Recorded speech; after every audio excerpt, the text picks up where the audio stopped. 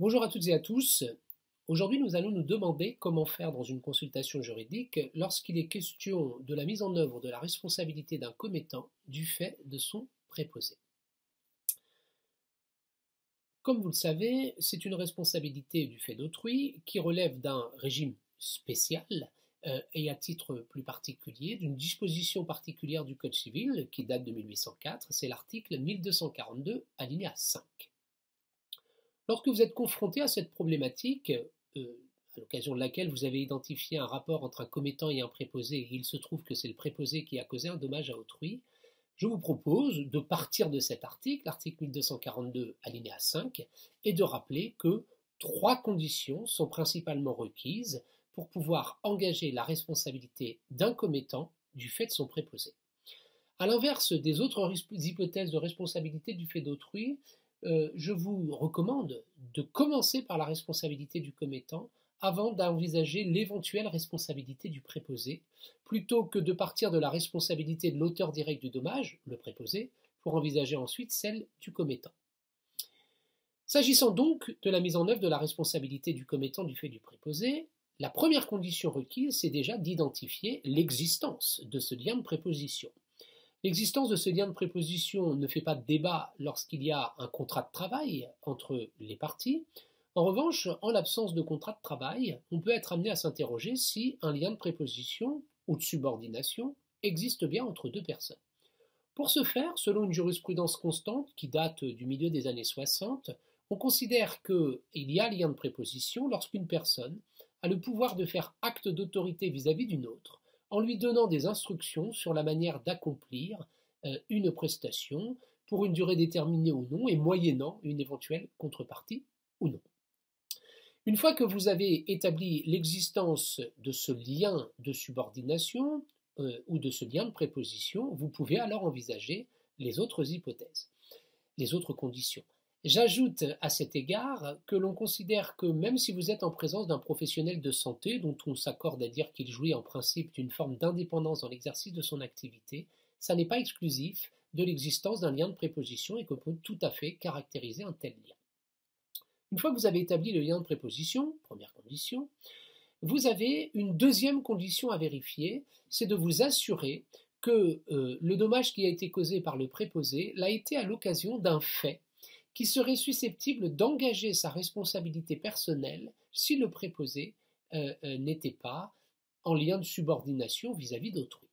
Concrètement, il faut donc réussir à établir l'existence d'une faute de la part du préposé, ou encore identifier si c'est par l'intermédiaire d'une chose que le préposé a causé un dommage et que ce fait de la chose est susceptible d'engager la responsabilité du commettant.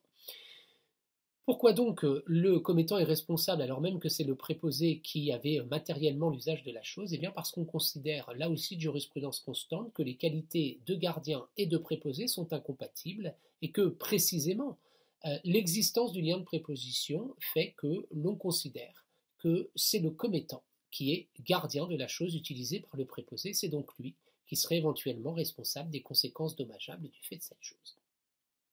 La troisième et dernière condition requise, c'est d'établir que le préposé, en causant un dommage à autrui, n'a pas abusé de ses fonctions. Depuis un arrêt rendu en assemblée plénière le 19 mai 88, on considère que l'abus de fonction est caractérisé lorsque trois conditions cumulatives sont remplies. La première condition, le préposé a agi sans autorisation du commettant. La deuxième condition, c'est que le préposé a agi hors des fonctions auxquelles il est employé.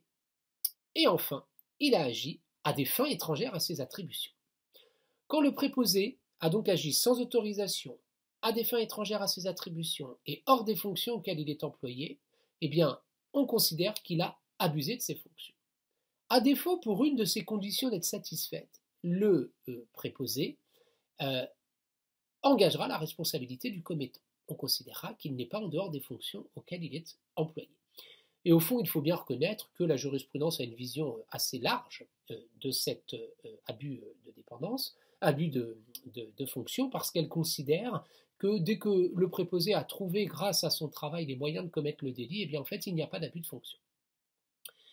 Si ces trois conditions sont remplies, existence d'un lien de préposition, qui serait susceptible d'engager la responsabilité personnelle du préposé s'il n'y avait pas de lien de préposition. Et enfin, pas d'abus de fonction du préposé. Dans ces conditions, le commettant est responsable du fait du préposé.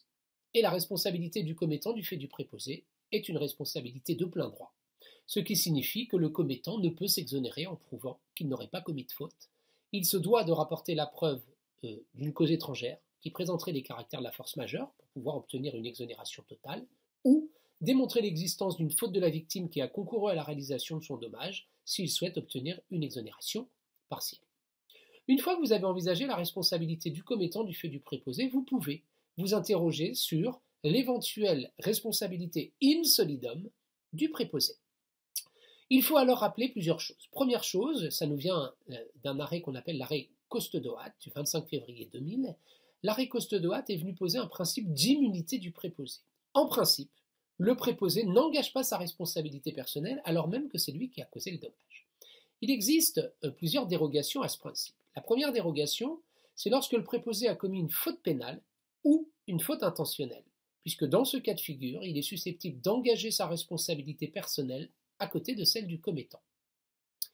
La deuxième hypothèse dans laquelle il peut engager sa responsabilité personnelle à côté de celle du commettant, elle nous vient de l'arrêt Coste-Doat, l'arrêt de 2000 dont je parlais précédemment, puisqu'il est prévu que lorsque le préposé a excédé les limites de sa mission, eh bien, dans cette hypothèse particulière, il pourra engager sa responsabilité à côté de celle du commettant. Je vous remercie de votre attention et vous dis à bientôt pour une prochaine vidéo. Au revoir.